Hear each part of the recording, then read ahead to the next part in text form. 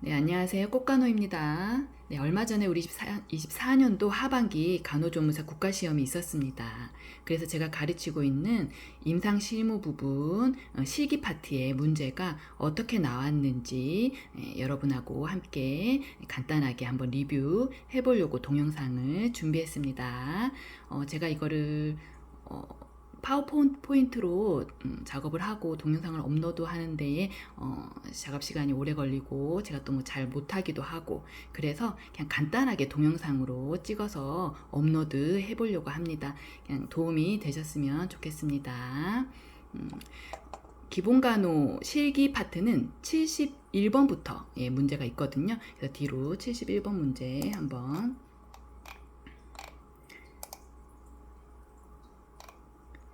볼게요.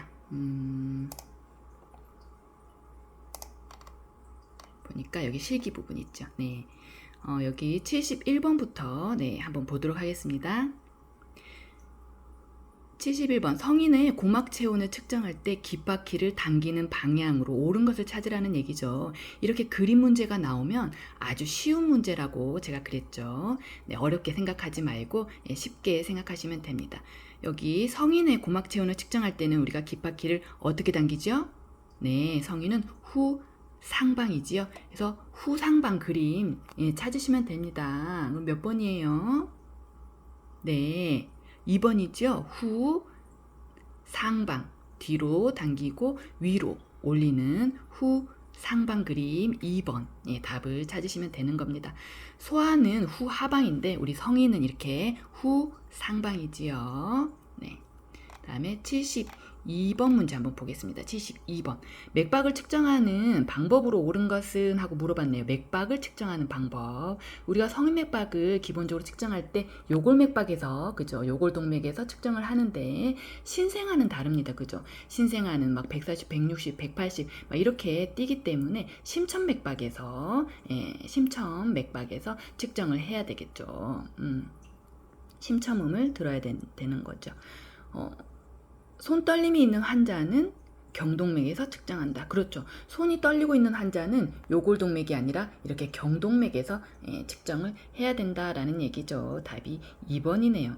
3번 간호조무사의 엄지손가락을 사용하면 안 되죠. 4번에 맥박 결손 이렇게 확인해야 되는 경우에는 심천맥박을 측정한 직후 요골맥박을 측정한다가 아니고 어떻게 해야 되죠? 맥박 결손이 있거나 부종맥이 있거나 이런 환자들은 네. 한 사람은 요골맥박, 한 사람은 심천맥박에서 이렇게 동시에 측정해서 수치를 비교해야 됩니다. 그죠? 그래서 정상인 경우에는 그 수치가 같아야 된다라는 거죠. 그래서 4번과 5번은 틀렸습니다. 그죠? 73번 한번 볼까요? 자, 영양액 주입 용기로 간헐적 위관 영양을 할 때 주의사항으로 옳은 것은 자, 1번 영양액은 차게해서 공급하면 안 되죠. 실온이나 또는 체온보다 살짝 높게 그죠 데워서 이렇게 준비해서 공급해야 되겠죠. 우리도 찬밥은 먹지 않잖아요. 그죠? 2번 볼까요? 1분에 60cc의 속도는 너무 빨라요. 그죠? 1분에 50cc 이상은 주입하지 않는다. 천천히 주입해야 되죠. 3번 위관 영양이 끝나면 주사기로 코 위관에 공기를 넣어주나요? 안 되죠. 우리가 위관 영양이나 또는 관장을 하거나 뭐 주사를 뭐 스타트하거나 이럴 경우에 공기는 넣으면 안 됩니다. 그죠? 4번 영양액의 주입 용기 피딩백은 위치가 어떻게 되나요? 네, 골반 위나 그죠? 위에서 30에서 50cm 정도의 높이에 있어야 되겠죠. 영양액을 주입하는 용기의 높이 문제가 나온 거네요. 5번 영양액을 주입하기 전에 주사기로 코 위관에 15에서 30cc의 물을 공급한다. 뭐 줄 수 있죠. 네, 영양액 주기 전에 나는 밥 먹기 전에 꼭 물을 먹었었던 환자다. 그러면 네, 물을 좀 주지요. 그리고 영양액을 주입하고 난 다음에도 물을 줍니다. 그죠? 뭐 30에서 50cc 정도 물을 주는데 이때 피딩이 끝난 다음에 물을 주는 이유는 개방성을 유지하기 위해서지요. 네, 그래서 답이 5번이지요. 5번. 자, 74번 섭취량과 배설량을 측정하는 결과 배설량이 섭취량보다 지속적으로 많은 경우에 환자에게 나타날 수 있는 것 뭐래요? 배설량이 나오는 것이 섭취량보다 예, 많대요. 나오는 것이 많대요. 그러면은 어떤 현상이 발생해요? 탈수가 올 수 있겠죠. 네, 그래서 탈수가 오는 환자들은 구강 섭취를 좀 증가시켜서 수분을 좀 투여를 해주고 수액을 좀 더 준다라든지 이렇게 해야 되겠죠. 75번. 장내에 가스를 배출할 목적으로 우유와 당미를 사용해서 시행하는 관장은 하고 물어봤죠. 우리가 관장 용액으로 쓰이는 것들이 뭐 우유, 당밀 말고도 글리세린이나 뭐 이런 것들이 있고 약품 뭐 이런 것들이 있는데 여기서 관장 용액으로 우유나 당밀을 사용한다라는 걸 몰랐더라도 어디가 포인트예요? 장내에 가스를 배출하는 목적이다. 이게 포인트죠. 네, 가스 배출하는 목적 뭐예요? 국풍관장이죠. 네. 손으로 들고 이렇게 동영상을 촬영하려니까 이거 손이 막 떨리네요. 영상이 조금 흔들릴 수 있을 것 같아요. 양해 바랍니다. 자, 76번. 방광 내에 유치도가는 삽입한 환자를 위한 간호 보조 활동으로 옳은 것은 네, 76번. 자, 수분 섭취를 제한하나요? 아니죠. 죄송합니다. 유치도관은 매일 교환하나요? 이 유치도관을 매일 교환한다라는 건 그만큼 비뇨, 요로계 감염 위험이 더 높아지는 거거든요. 매일 교환하지 않죠. 매일 소독한다? 네, 소독하는 건 괜찮아요. 근데 교환은 보통 2주에 한 번 정도 뭐 이렇게 날짜가 정해져 있습니다. 자주 교환하지 않아요. 소변 수집 주머니는 소변이 가득 찬 후에 비운다? 아니겠죠. 소변 수집 주머니는 방광보다 아래에 있어야 되겠죠. 그래야 역류하지 않고 소변이 잘 모아지겠죠. 아래로. 자, 5번. 유치도관에서 소변 수집 주머니까지는 어떻게? 폐쇄 배액 체계를 유지한다. 예, 맞는 말이죠. 답이 5번이네요. 폐쇄 어디가 뭐 열려 있거나 또는 찢어져 있거나 이러면 안 된다라는 거죠. 네. 77번 한번 볼까요? 77번. 자, 고압 증기 멸균 방법이네요. 우리 오토클레브 얘기하는 거죠. 고압 증기 멸균 방법. 120도에서 2, 30분 외우고 있지요? 네. 1번. 무거운 물건은 멸균기 안에 윗선반에 넣는다? 아니죠. 무거운 거는 아래에다가 놔야 되겠죠. 또 2번. 물이 고일 수 있는 기구는 엎어 놓아서 기구에 물이 고이지 않게 한다. 네. 답이 2번. 맞네요. 2번이네요. 그럼 3번. 160도의 뜨거운 공기로 1시간 멸균? 아니죠. 뭐라 그랬죠, 아까? 고압 증기 멸균은 120도에서 2, 30분이죠. 스비어를 이용합니다. 그죠? 4번. 멸균 물품은 건조되기 전에 꺼내나요? 습기가 막 있는 상태에서 건조되기 전에 꺼내는 게 아니겠죠. 5번. 멸균 종료 후에 10분 동안 통기하고 사용한다. 뭐 딱히 뭐 통기 시간 뭐 이런 것 좀 중요하지 않거든요. 멸균 물품은 습기를 이용하는 멸균기니까 이제 열어서 약간 건조되면 이제 꺼내면 되겠죠. 사용하면 되겠죠. 10시간 동안 통기 후 사용한다? 네. 멸균 종료 후 10시간 동안 통기한다라는 건 어디서 나와야 되나요? 네, 8시간 내지 16시간의 통기 시간이 필요한 건 이오가스죠. 가스의 유해성 논란이 있기 때문에 이런 통기 시간, 환기 시간이 필요한 건 이오가스 멸균 방법이지요. 그래서 77번 2번이네요. 네, 78번 한번 볼까요? 물 없이 손소독제를 사용해서 손 위생을 할 수 있는 경우 이 말은 뭔 말이냐? 눈에 보이는 오염이 없을 때는 이렇게 물 없이 손소독제 우리 사용하는 거 있죠? 그런 거를 사용해서 우리가 간단하게 손위생을 할 수 있다라는 겁니다. 그래서 눈에 보이는 오염이 없는 거 찾으면 되겠죠. 그러면 답이 3번인가요? 네, 환자의 침대 만지고 나면 우리가 이렇게 물 없이 쓰는 손소독제 있죠? 그런 것들을 사용해서 손위생을 할 수 있다라는 겁니다. 자, 79번. 멸균용액을 따르는 방법으로 옳은 것은 멸균용액. 드레싱을 준비부터 마칠 때까지 용액병을 열어두면 안 되겠죠. 자, 용액병의 뚜껑은 멸균된 내면이 어떻게? 놓을 때는 위로 향하게 해서 바닥에 놓을 때는 그죠? 그럼 3번 라벨이 붙은 쪽을 위로 향하게 해서 우리가 잡아야죠. 그래야 내가 무슨 용액을 따르고 있구나 라는 것을 계속 확인할 수 있겠죠. 용액병의 가장자리는 오염된 것으로 간주합니다. 그죠? 그래서 용액을 조금 흘러 버린 후에 사용하지요. 답이 네, 4번. 4번이네요. 자, 5번. 용액을 용기에 많이 따랐을 경우에는 다른 용액을 용액병에 다시 붓는다? 안 되겠죠. 예. 자, 80번 봅니다. 욕창을 예방하기 위한 간호보조 활동으로 옳은 것은 욕창은 자세 변경이 가장 중요해요. 예, 포지션 체인지. 2시간마다 하죠. 1번 틀렸네요. 2번 붉어진 피부에는 마사지를 계속 해줍니까? 안 되죠. 붉어지고 발적이 있는 레드니스하게 발적이 있는 이런 상태에는 빨리 체위 변경을 자주 해가지고 압박되지 않도록 신경을 써줘야 되는 거죠. 그리고 상처 배액물로부터 피부를 보호해줘야 된다. 네, 뭐 틀린 말 아니네요. 상처에서 나오는 이런 진물로 인해서 결국은 욕창이 생길 수도 있기 때문에 드레싱 같은 걸 잘 해서 피부를 보호해줘야 되겠죠. 답이 3번이네요. 4번 욕창 예방을 하기 위해서 침상머리를 올린 상태로 둔다? 이거는 옳은 지문은 아니에요. 욕창 예방을 하기 위해서는 같은 자세로 계속 있지 않게 해야 되고, 그래서 거기에 압박이 계속되면 5번처럼 견갑골이 압박이 되지 않도록 자세를 바꿔줘야 되는데, 이렇게 바로 누운 자세가 아니라 바로 누우면 견갑골이 압박이 되잖아요. 그죠? 이렇게 바로 누운 자세를 취하면 안 되는 거죠. 네, 요런 지문들이 나와야 되겠죠. 답이 3번입니다. 그죠? 81번 한번 봐볼게요. 수술 상처로 소독할 때 지켜야 되는 사항은 우리 상처 소독할 때 지켜야 되는 사항. 자, 1번 전달 집게 있죠? 우리 포셉 전달 집게의 끝은 위로 향하게 드나요? 이렇게 쳐들고 있으면 안 되죠. 아래로, 내 손목 아래로 향하게 해서 우리가 사용하잖아요. 그죠? 그러면 2번 개인별로 소독솜 한 개를 여러 번 사용한다? 아니죠. 소독솜은 한 번 사용하고 버립니다. 그죠?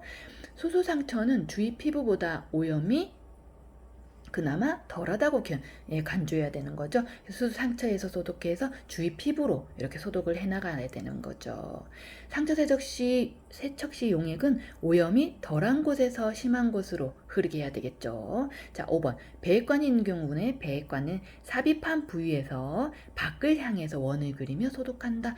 네, 맞는 지문이네요. 81번에 5번. 네, 이렇게 지문으로 나왔지만 보통 이게 그림으로도 잘 나오는 문제이긴 합니다. 네, 요번에는 이렇게 지문으로 나왔네요.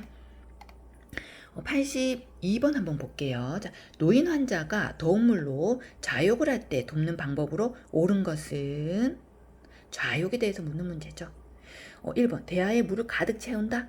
어디서든지 이렇게 가득이라는 단어 나오면 다 틀립니다. 그죠? 뭐 핫팩을 준비한다라든지 뭐 이럴 때도 가득 채운다, 뭐 아이스 얼음 주머니를 준비할 때도 가득 채운다, 뭐 이런 말이 나오면 다 틀린 문장입니다. 그죠? 네, 1번 틀렸고, 2번 자욕하는 동안 수온을 측정해서 적정 온도를 유지한다.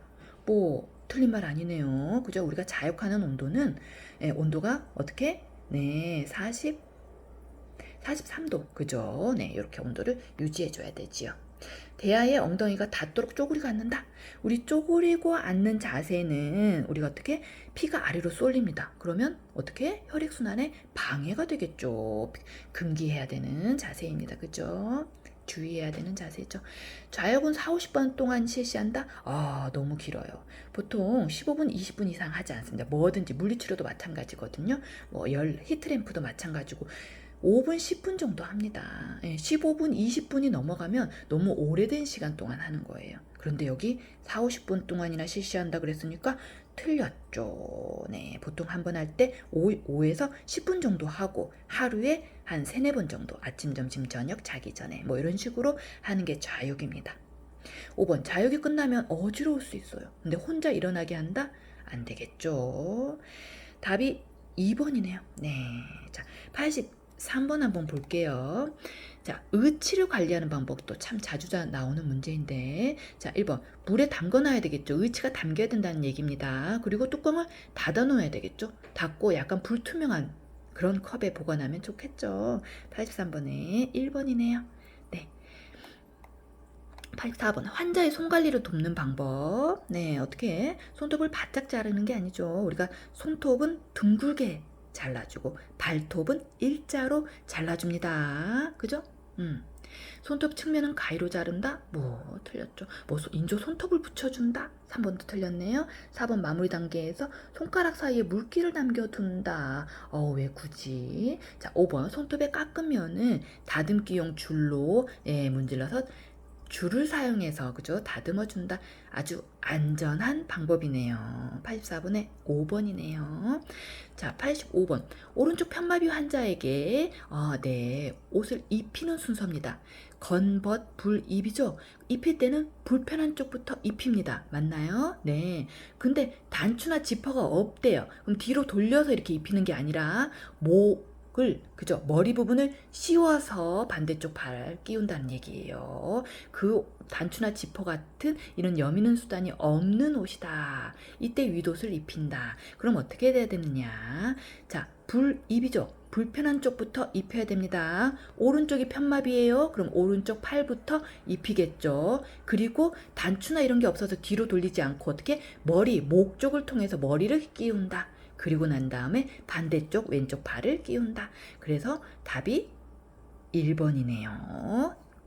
이런 문제가 참 잘 나옵니다. 그죠? 뭐 편마비 환자로 나왔지만 수액을 맞고 있는 환자라든지 해서 잘 나오는 문제입니다. 해마다 나오죠.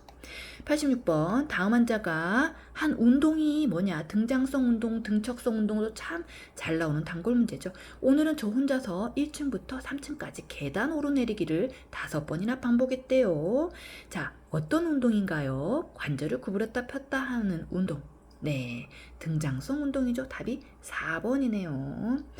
이거 외에도 등장성 운동은 관절을 구부렸다 폈다 하는 운동, 수영이나 조깅이나 자전거 타기라든지 이런 일상적인 활동을 통한 근력 운동, 네, 등장성 운동입니다. 자, 87번 한번 볼게요. 자, 87번은 오른쪽 다리가 불편해서 목발을 사용하는 환자가 계단을 오를 때 처음 하는 동작이에요. 자, 오른쪽 다리가 불편하대요. 계단을 올라간다. 목발을 사용합니다. 목발 사용할 때는 어떻게 해야 돼요? 계단을 오를 때 건강한 다리가 먼저 올라간다. 이거 아시면 되죠. 그럼 건강한 다리는 왼쪽 다리죠. 먼저 올라가는 그림 뭐예요? 자, 1번이지요. 네. 건강한 다리가 먼저 올라가 있고 그 다음에 목발과 아픈 다리가 같이 올라가도 되고 목발 올라가고 아픈 다리 올려도 되고 네, 이렇게 하시면 됩니다. 그러면 그림의 1번. 네. 이렇게 그림 문제가 나오면 네, 어렵지 않다라고 생각하시고 겁먹지 말고 푸시기 바랍니다. 자, 88번. 저혈량 쇼크 시 정맥혈의 복귀를 돕기 위해 취하게 하는 자세는 뭐냐? 우리 쇼크 자세 뭐예요? 네, 트렌들렌브루크 변형된 트렌들렌브루크 자세죠. 네, 5번이죠. 자, 89번. 기립성 저혈압, 기립 저혈압 환자의 낙상 예방하는 거. 자, 어떻게 해야 되나요? 침대 높이는 낮게 해야 되겠죠. 신체 보호대를 계속 지속적으로 적용할 필요가 없습니다. 환자가 침대 옆에 서자마자 바로 걷게 한다. 아유, 기립성 저혈압에 의해서 어지러워지면서 쓰러질 수도 있지요. 자주 사용하는 물품은 환자 침대에서 멀리 두면 그거 집으려고 하다가 낙상할 수 있죠. 침대에서 내려오기 전에 어떻게 해? 침상머리를 천천히 올려서 상체를 좀 세워줘서 그 자세로 좀 취해준 다음에 괜찮으면 이제 이렇게 세워서 그죠? 이렇게 천천히 체위 변경을 포지션 체인지를 해라라는 겁니다. 그죠? 89번에 5번이죠. 기립 저혈압 문제도 참 잘 나오죠. 90번 봅니다. 휠체어에 앉아있는 환자가 휠체어 시트에서 미끄러지는 것을 방지하기 위해 사용하는 신체 보호대는 옷 위에다가 입는 보호대 뭡니까? 재킷 보호대죠. 휠체어나 아니면 또 진압력 상실되어 있는 진정제 투여 환자 나의 낙상 방지를 위해서 옷 위에다 입는 그런 신체 보호대, 재킷 보호대입니다. 자, 91번. 얼음 주머니를 적용할 때 주의해야 되는 사항으로 옳은 것은 얼음 주머니. 50분이나 적용하면 안 되죠. 우리가 뭐든지 15분, 20분 이상 하게 되면 안 좋잖아요. 마찬가지입니다. 얼음 주머니도 한 30분 하면 1시간은 쉬어줘야 됩니다. 그래서 30분 적용하면 1시간은 회복 시간을 줘라. 자, 2번. 얼음 주머니를 피부에 직접 착용하면 안 되죠. 천으로 싸가지고 그죠? 피부에 직접 닿지 않게 해야 됩니다. 얼음 주머니는 입구까지 가득 채운다? 아니죠. 얼음을 2분의 1이나 3분의 1 정도 채우고 물을 채우는데 이렇게 입구까지 가득 채우지 않습니다. 어디서든지 이렇게 가득 채운다라는 말 나오면 다 틀린다. 그죠? 4번. 발적이 있으면 얼음 주머니를 제거한다. 당연한 말이죠. 이렇게 부작용 이런 레드니스가 있거나 이런 것들이 발견되면 그 즉시 중단해야 됩니다. 91번에 4번이죠. 얼음 주문을 적용할 피부에 물기가 있는 상태에서 대주는 게 아니라 물기가 있으면 좀 닦아줘야 되겠죠. 자, 92번 전신마취에 하에 수술이 예정된 환자를 수술실에 보내기 직전에 하는 간호보조 활동입니다. 우리가 의치가 있으면 빼줘야 되겠죠. 1번 틀렸고 2번 팔찌를 제거하는 게 아니라 팔찌를 착용시켜줘야 되겠죠. 그 수술용 환의는 그죠? 속옷 위에다 입히는 게 아니라 속옷을 벗고 입는다. 그죠? 수술실 갈 때 속옷 입지 않아요. 뭐 깨끗한 속옷으로 갈아입는다. 이런 말도 다 틀립니다. 자, 수술 부위 표시를 확인하고 지웁니까? 왜? 수술 지금 들어갈 건데 그 표시 확인하려고 표시를 해놨는데 왜 지워요? 긴 머리는 어떻게? 네, 여러 개의 핀으로 고정해준다. 네, 긴 머리는 반으로 갈라서 양쪽에 단정하게 묶어서 가야 되겠죠. 그럼 답이 몇 번이에요? 부분 의치를 빼준다. 답이 1번이네요. 그죠? 92번에 1번. 자, 93번 봅니다. 검사를 받기 전에 금식이 필요한 것은 올해는 검사 돕기 파트에서 3문제나 나왔습니다. 보통 한 문제, 뭐 많으면 2문제인데 여기 파트가 3문제나 나왔습니다. 그죠? 네. 검사를 받기 전에 금식이 불필요한 거 어떤 겁니까? 네, 요추천자죠. 지금 요추천자, 복수천자 뭐 이런 것들은 금식은 불필요합니다. 금식이 필요하지는 않습니다. 그죠? 93번에 답이 1번이죠. 요추천자 왜 하나요? 내촉수액을 뽑아서 쥐주막 하강에 바늘을 삽입해서 내촉수액을 뽑아가지고 검사가 나갈 수도 있고 또는 내촉수 압을 떨어뜨리기 위해서도 그럴 수도 있고 요추 룸바 3, 4번이 최대한 넓혀지는 어떤 자세? 새우등 자세를 취해주죠.